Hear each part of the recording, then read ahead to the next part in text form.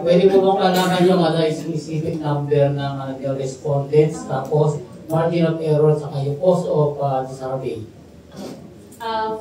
506 po yung number of respondents.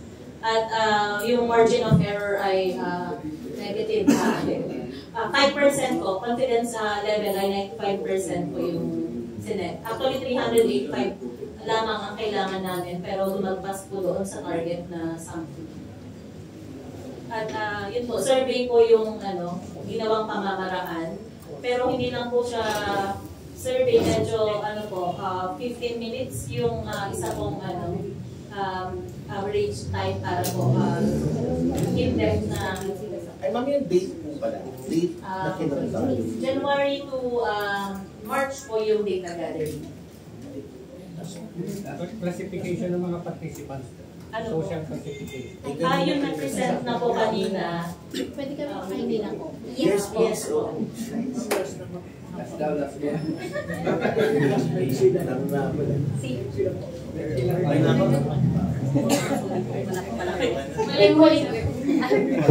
Ayan, follow up na po kasi maraming nanonood sa atin sa ngayon dahil may mga kasama tayo sa media na naka-live. Kaya sasamantalin ko na rin po kasi ano po ang pwede natin i-advise sa ating mga nanonood na kalalakihan at kababaihan dahil nga po kung paano pumili ng mga kandidato sa darating na halalan.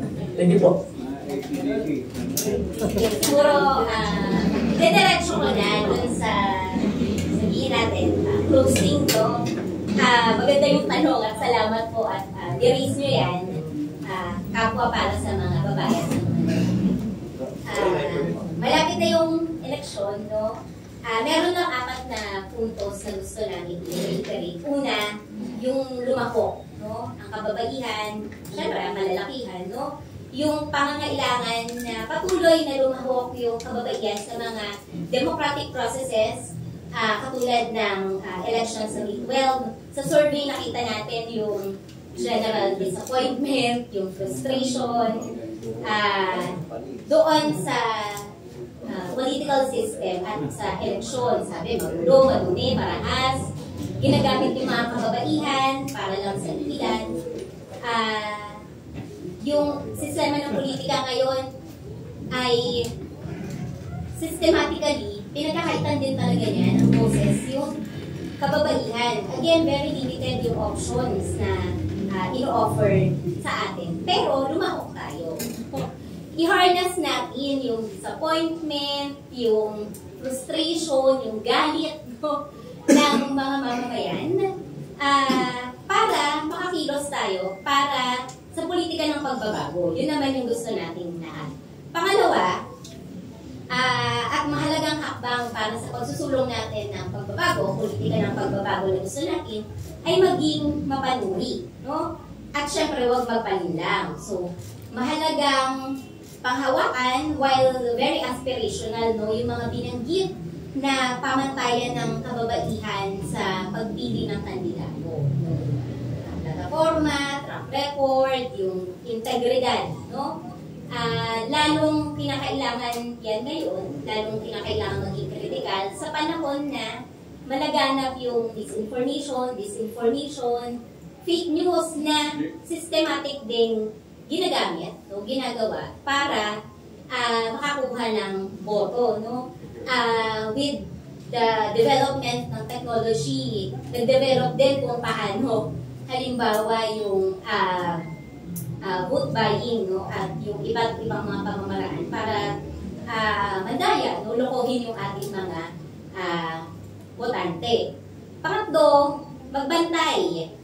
Kinakailangan ang pagbabantay sa halalan hindi lang sa mismong araw, pero bago, sa panahon at pagkatapos ng eleksyon. At ang pagbabantay ay hindi lamang tungkulin ng kababaihan. Tungkulin din ito ng kalalakihan. Tungkulin ng lahat ang ipagtanggol yung boto, ipagtanggol yung mga binanggit na agenda kanina, at yung pagbabago na gusto natin.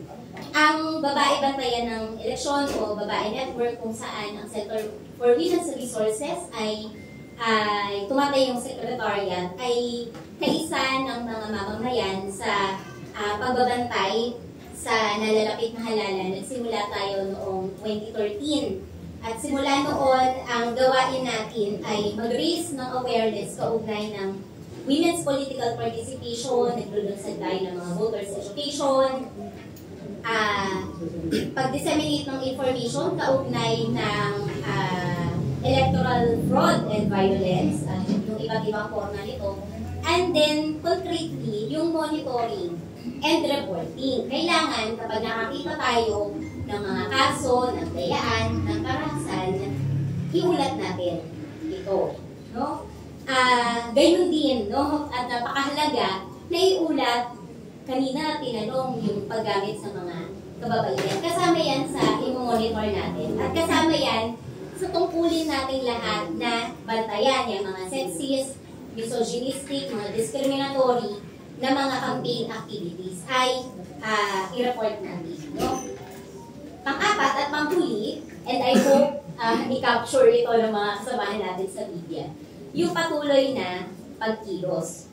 Gusto nating i-reiterate na yung political participation ng kababaihan ay hindi nagsisimula at nagtapos sa pagboto at sa panahon ng eleksyon. No? Kailangan tuloy-tuloy na pakilahok ang mga kababaihan at kalalakihan sa iba't ibang mga usaping pambayan. No? At syempre, pang kababaihan. Tingnan natin, pagkatapos ng eleksyon, hindi natin sasabihin sa susunod na eleksyon na lang ulit. No? Meron tayong 3 taon, no? Pagkatapos ng May 2025 elections. No? Pagkatapos nito, bantayan kung sino man ang mahahalal, ay bantayan ano ang mga programa, polisiya na ipapatupad at isa sa batas ng mga mahahalal. No? At tandaan natin, ang kapangyarihan ng mamamayan na bawiin yung mandato na binigay ng eleksyon sa kanila. Hindi absoluto yung mandate na binibigay ng eleksyon. Napatunayan na sa kasaysayan, kaya ng collective people's strength, no?